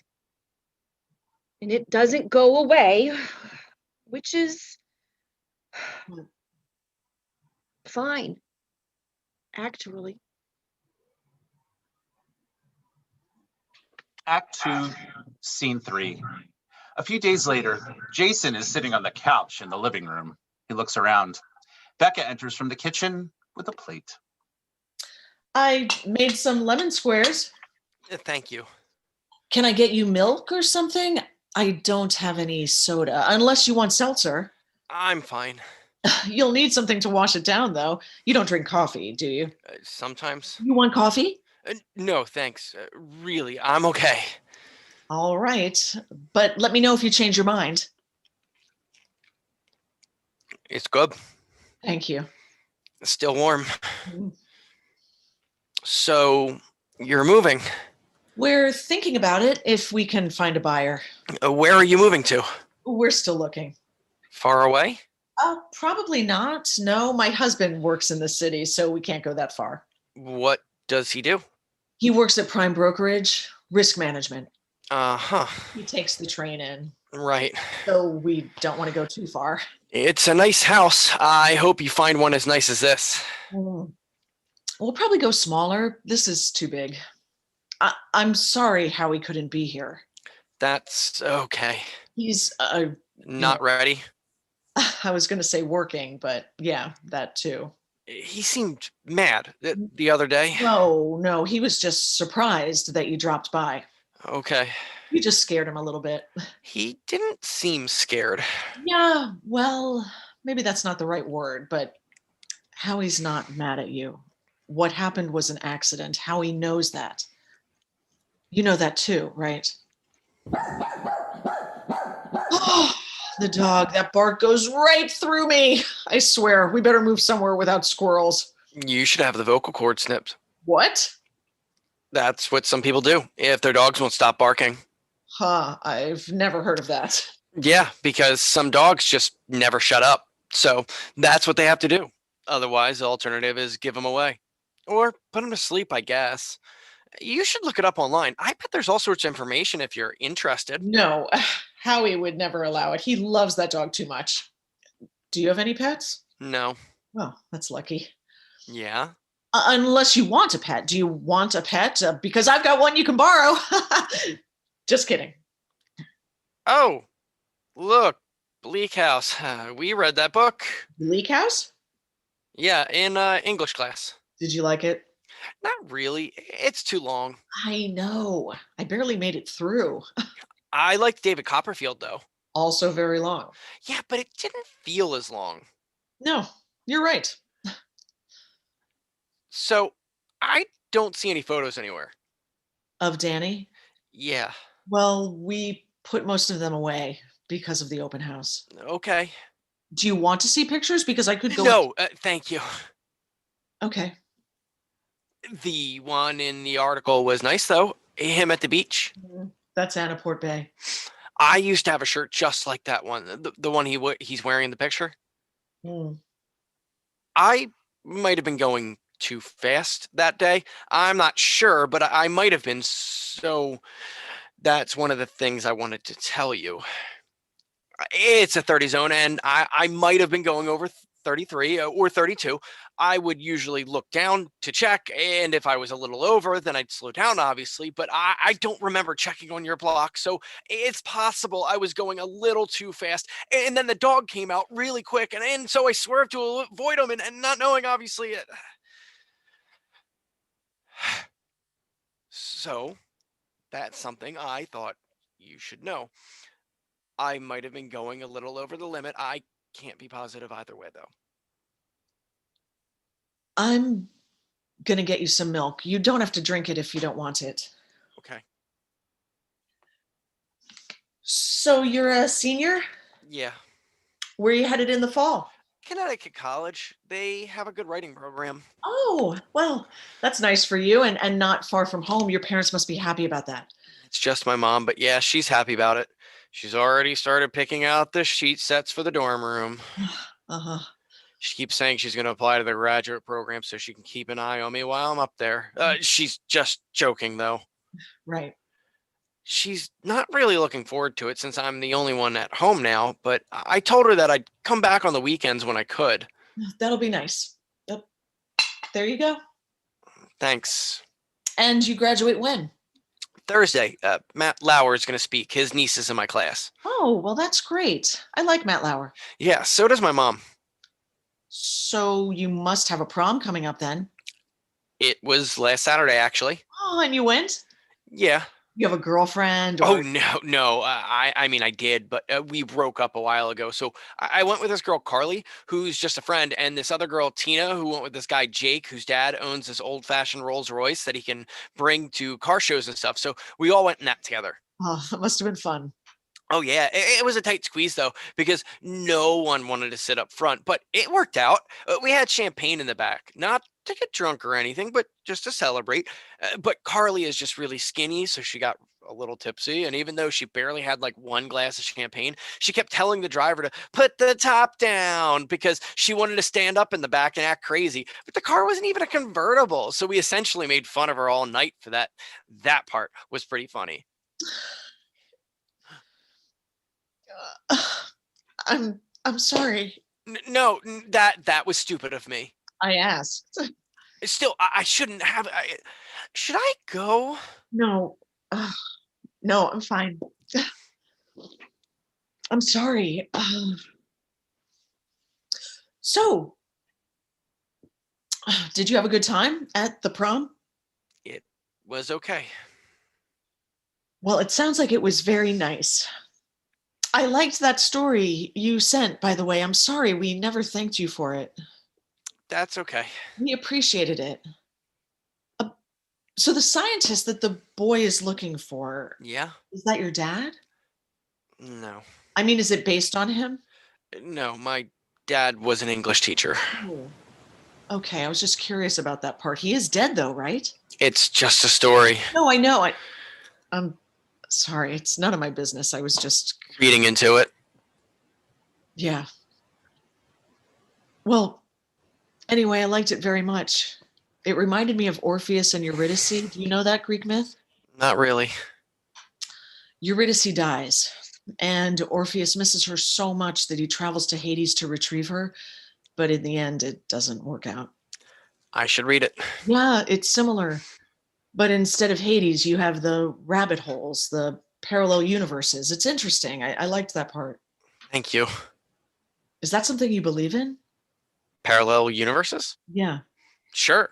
I mean, if space is infinite, which is what most scientists think, then yeah, there have to be parallel universes. There have to be. Yeah, because infinite space means it means it goes on and on forever. So there's a never-ending stream of possibilities. Okay. So even the most unlikely events have to take place somewhere, including other universes with versions of us leading different lives, or maybe the same lives with a couple different things changed. And you think that's plausible? Not just plausible, probable, if you accept the most basic laws of science. Huh. So somewhere out there, there's a version of me, what? Making pancakes? Sure. Or at a water park? Wherever, yeah, both. If space is infinite, then there are tons of yous out there and tons of me's. And so this is just the sad version of us. I guess. But there are other versions where everything goes our way. Sure. So these other versions of us exist. They're not hypothetical. They're actual, real people. Yeah, assuming you believe in science. Well, that's a nice thought. Somewhere out there, I'm having a good time. So, could you tell your husband for me how I might have been going a little over the limit? I know he's probably still mad, but I just want to make sure. He's not mad. Nobody's mad. Okay. Can you still tell him, though? Sure. Act 2, Scene 4. Same, dusk. Nat enters from the basement with a box of toys for Izzy. Izzy follows behind her, reading The Runaway Bunny. I don't remember Runaway Bunny being so weird. The mother's like a stalker. Oh, come on. She's not a stalker. Well, of course you don't think so. But like, look, she turns into the wind and shit, a mountain climber. I mean, the poor kid needs to get himself a restraining order. Hey, I remember this. She said I could have it. Oh, yes. That one she especially wants you to have. Here, I typed it all out for you. I put down lime zest in the filling, but you can also use orange zest or even a little grapefruit or lemon, obviously. Jesus, it's like 3 pages long. This looks hard, Becca. It's not, I promise. I put everything down. Okay. Oh, I hope the oven works. I don't think Augie's ever used it. I mean, he keeps dishes in there. If you get stuck, you can call me. Okay. Me baking? Augie's gonna be shocked. Well, anyone in their right mind would be. Yeah. Hello, hello. Hey, Oh, Howie. hey. Hi. You're home. Yeah, I thought you had group. I decided to skip it. Mom, we should get going if you want to get to bingo. Why? What time is it? We gotta go. Augie wants to register me for Lamaze so I can learn how to shove a baby out of my body. Thanks for the stuff, guys. Welcome. Bye, Howie. Bye, sweetie. Bye, guys. Bingo's just at St. Catherine's, what's the bum rush? Can we talk about this in the car, please? I didn't even get a lemon square. Well, they were good. Well, they looked good. Alan brought in his zucchini bread again, and he made me take what was left. He wanted you to try it. Oh, that was nice of him. You'll have to thank him for me. We had paillard. If you're hungry, it's in there. No. Alan kept pushing that bread on me all day. Okay. So, how'd it go with the kid? Fine. It was totally fine. What do you want? Just to, I don't know, introduce himself, I guess, talk a little. Did you let him off the hook? What do you mean? Well, he seemed pretty intent on sitting down with us. I assumed he wanted to be absolved or something. Is that what he wanted? Not really. Not in so many words, no. Huh. Did you tell him we don't blame him? We don't blame him. No, I know. But did you let him know that? I guess so. That's good. So I don't have to meet with him then, do I? Not if you don't want to, no. Okay. Why aren't you at group? I just decided to skip it tonight. Wasn't up to it. How come? I think I might be done with the group. I don't think I'm going to go back. Why? What happened? Nothing. I just don't think it's as helpful to me anymore. I want to try it on my own for a while. I mean, not on my own, obviously, but, without the group. Does that sound okay? Sure. If you're not getting anything out of it, then why go? Exactly. Are you okay? Yeah, just tired. And full of zucchini bread. All right. I'm going to have a piece. It's good? Yeah, it's great.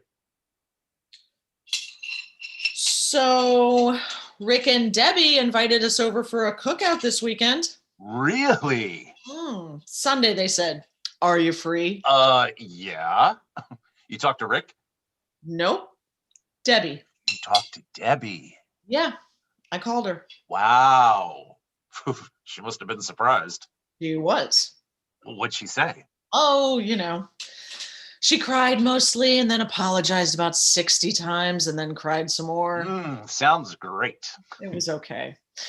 She said she kept meaning to call, but she felt freaked out about everything. And so she kept putting it off. And before she knew it, months had gone by. And so then she really couldn't call because she felt like such an asshole and assumed I hated her. So it just seemed easier to not pick up the phone. And that was good enough for you? I don't know. Probably. We'll see how the barbecue goes. Are the kids going to be there? Of course. That'll be hard. Yeah. It'll be good to see them, though. Oh, we should get something for Emily. We missed her birthday. She turned 4 last week. Right. Okay. Your Danny's is coming up. I know. It's going to be a tough one. Yeah.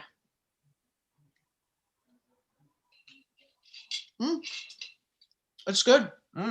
I'll tell Alan you liked it. So quiet.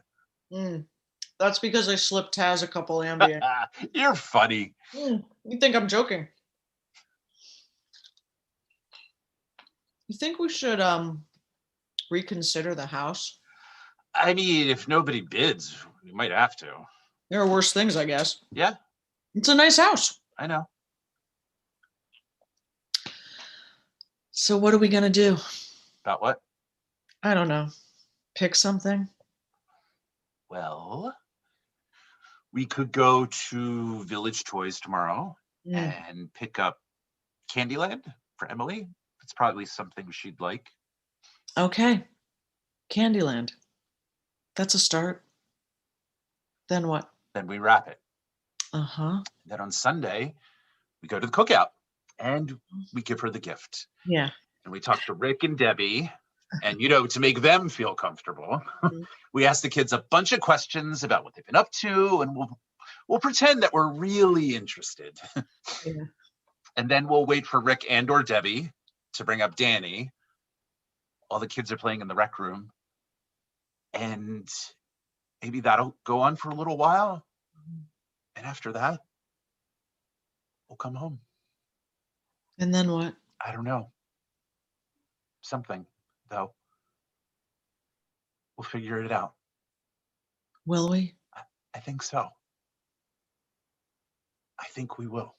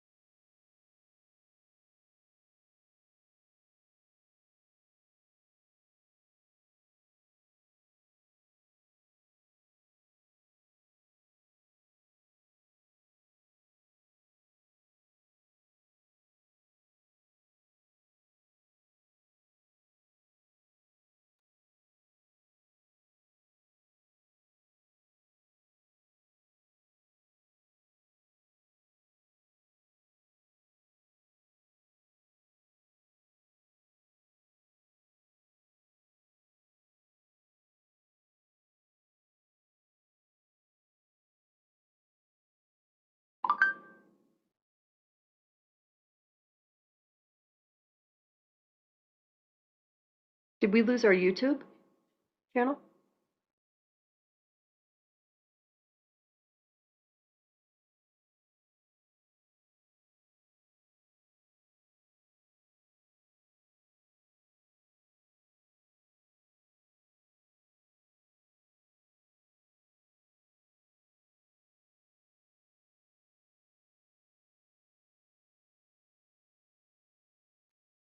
Well, hey, everybody. Thank you for joining us tonight. I'm not exactly sure what happened to our ending credits, but I'm going to ask all the actors to turn their cameras on, and I'll introduce you to everyone.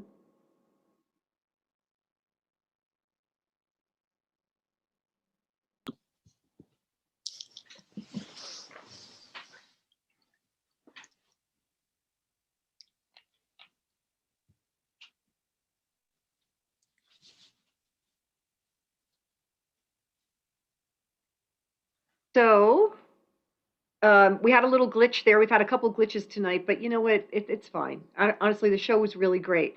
So I'm going to introduce the cast, and guys, I'll just call your name out and just kind of raise your hand and wave hello to everyone. So Keith Malachewski played Jason, Jillian Swan, who played Nat, Paige Ridgway, who played Izzy, and Rob Rosello, who played Howie, and Stephanie Rogers, who played Becca. Great job, you guys. It was really super.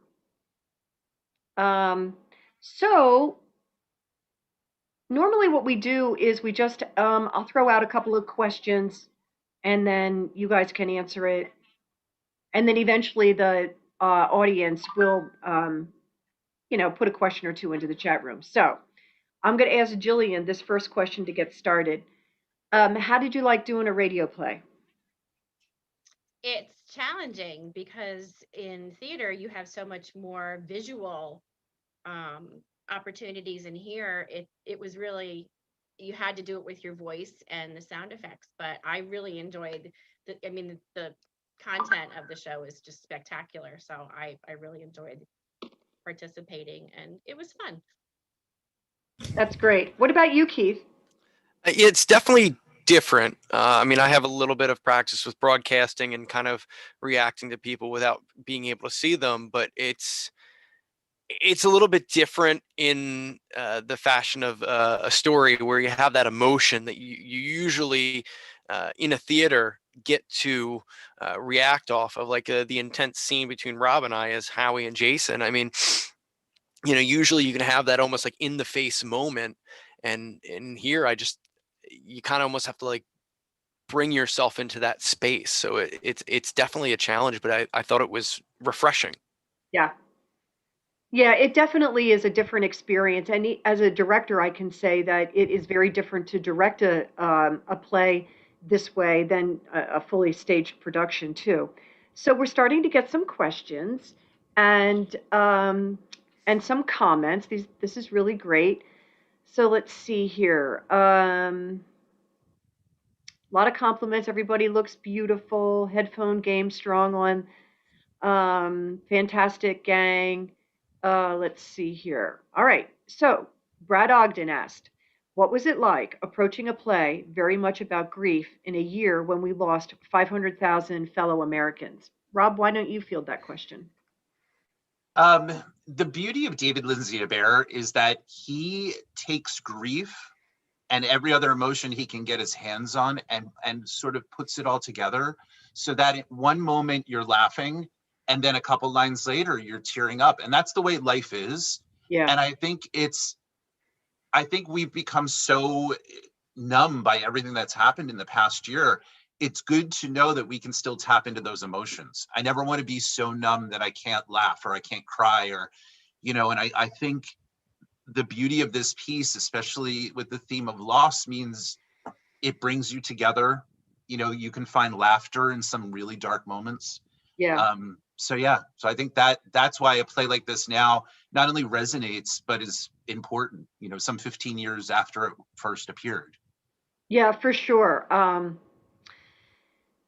So Nancy Vanderswan said, has any of you known a family that has lost a young family member? And if so, did that inform your work here? I mean, I'll take that question because in our family, we didn't, we lost somebody, a nephew when he was 17, not as young as Danny, but it still was losing a child. And, it is very impactful. It does make you think twice about, that whole process. And, we all still believe that, children should never precede the parents. So, I mean, I know for me, I was thinking a lot about, my nephew during this time. Chris Serpico said, nice done, folks. I do find this format engaging. It does require using our imagination more than watching Netflix every other night. The second Rob Rosello, known as Mark Cole, said, is the color off with Paige? Her hair is green. It Wow. is indeed. Yeah. Emilio San Martin said, were any of you drawn to channel your own personal experiences with the loss for this performance? So to anyone else, can you field this question?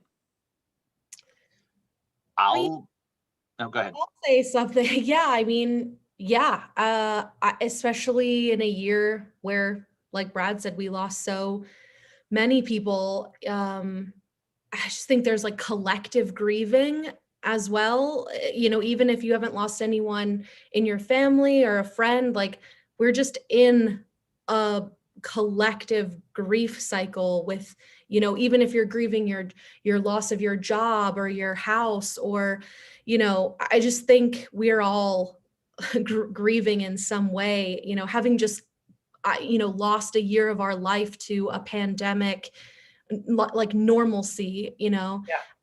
So yeah, it was, it's hard because when it's right there, it can feel like really overwhelming. So, it was for me very healing, to kind of use it in a creative way. You know, yeah, I think doing the show where grief is just like the umbrella of everything, and then in the state of the world that we're in, it was helpful for me. So yeah. Yeah. Yeah, I agree with that.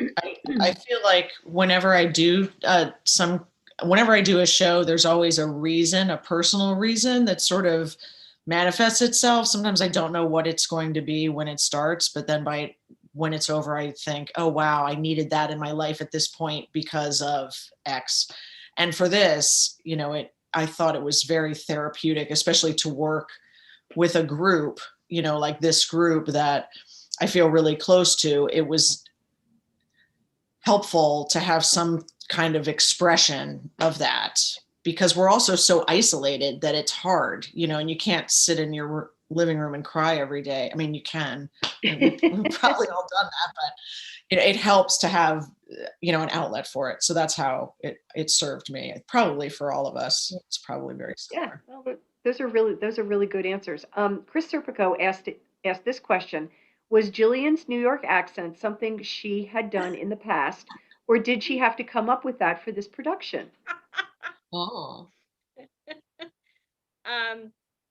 We talked about when you're doing a radio play, everything is about the sound and the volume and the voices. So because Stephanie and I are so similar in age, she's younger. It was I was concerned that Nat wouldn't sound like a mother if I had used my own voice. So in order to pull, they were in New York and it is local, and I grew up in New York. I felt like that was I asked Nancy if that was okay, and she liked that. It was really funny because it came out very Jewish the first couple times I did it, and we had to sort of pull it back a little bit. Yeah, the first couple of accents were vastly different than what you ended up with, but this one was really good. Yeah, it was really good. So that's I would also like to give a shout out to your son Logan, who voiced Danny for us, and he did such a great job. And I just thought I love that little scene between Danny and Howie. That's just such a really special moment. Brad Ogden asked, what was the process like rehearsing via Zoom? What do you lose via this format or gain? Well, let me just sigh really big and loud. Because tonight we had more technical issues than we have ever experienced. Exactly. Yeah, I know. Yeah, that's never happened.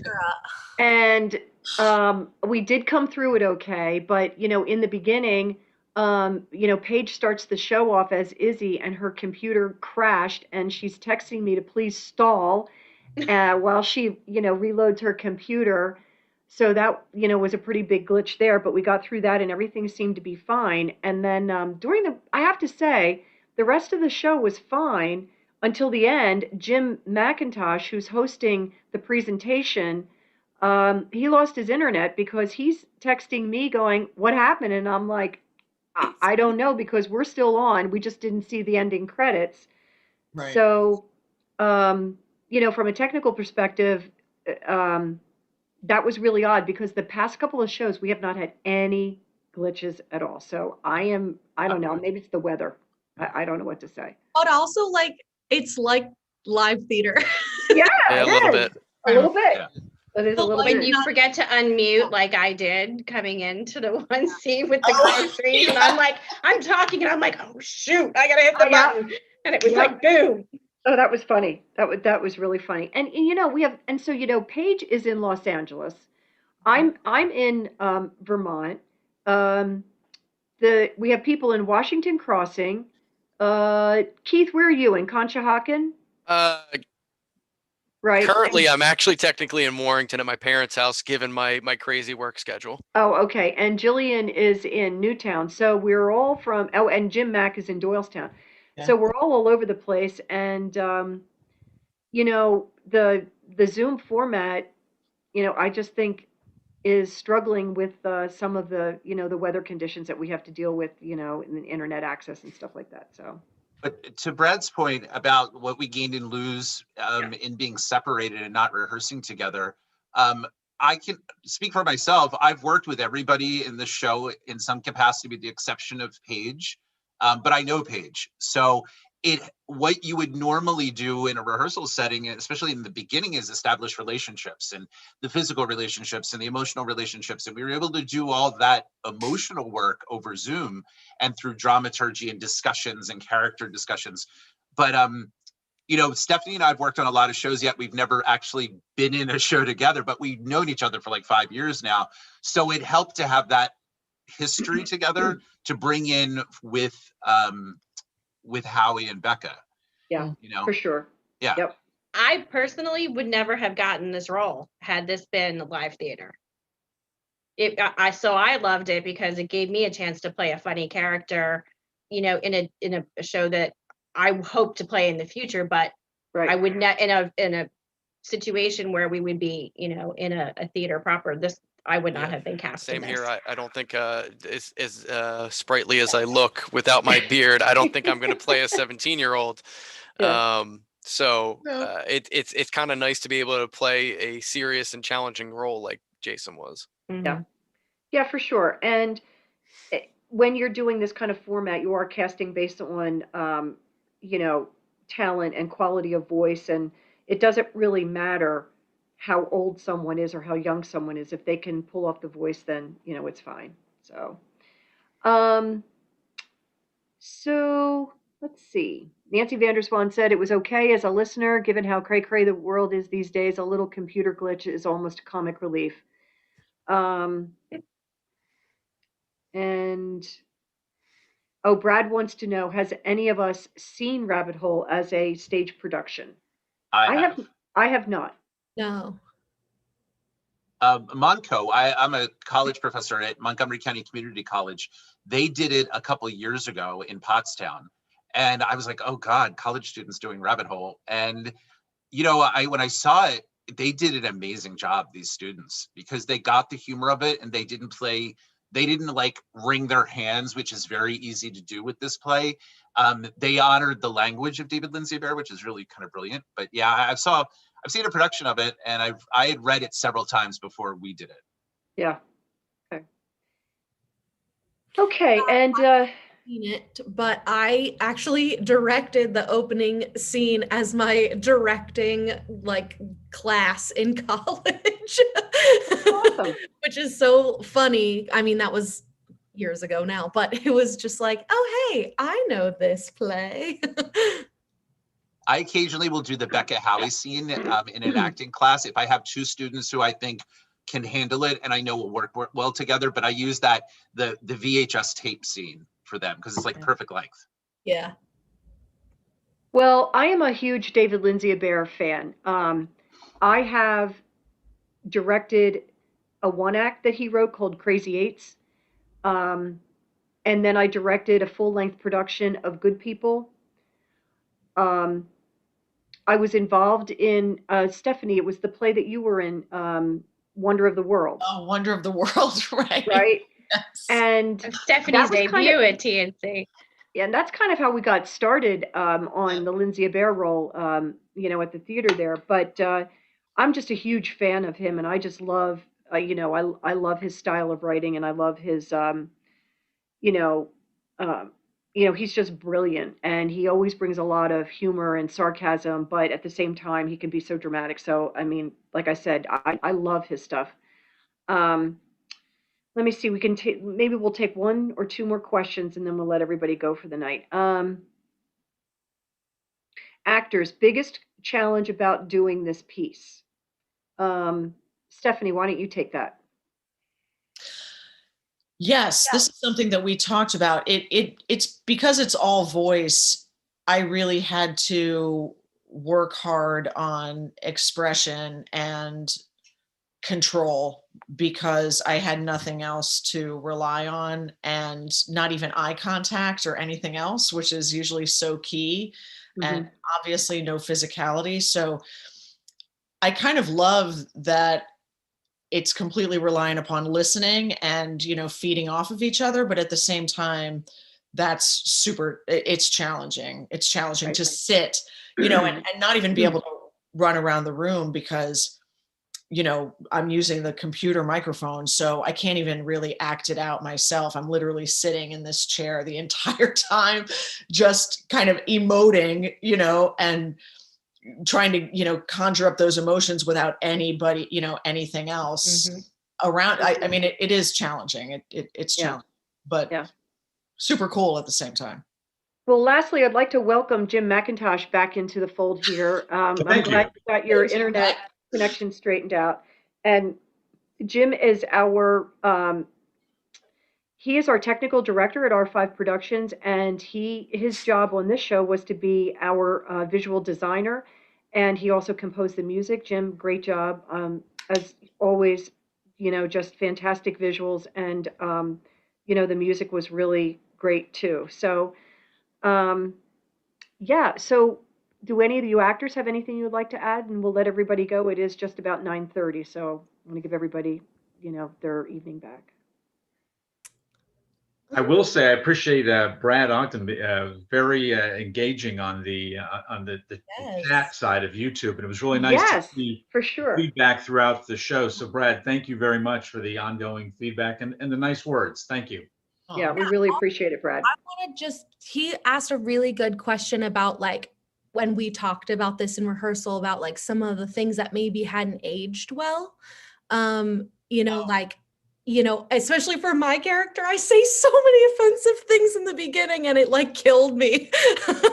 And, it's hard. It's really hard to kind of, decide like how, true to the page, we're going to be. And, we just collectively decided that that's what we were going to do and just kind of like go head on that like this was the time and these are those people and just accept them as that is something they would say. But, for me personally, that was super hard because, we live in a different world now, a very different one. And, we're more sensitive now. So I would be curious to see like a professional production to see if like they would involve him, to like maybe, kind of rework some of that or like how he feels. So right. I don't know.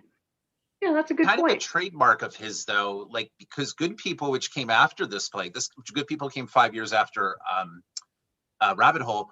The language in that is even more coarse, but it's necessary to the story.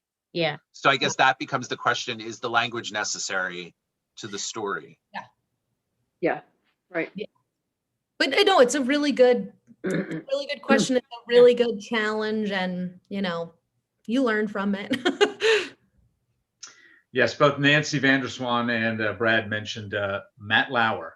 Yeah. So there's just as an example. 2006. Yep. And Joe Swan wants a guitar riff, but not for we'll save that for Joe for another night. All right. He's admiring. He's never seen your walls and your collection. Okay. Yeah. All right, everyone. Well, we're going to say goodnight. Thank you for your support.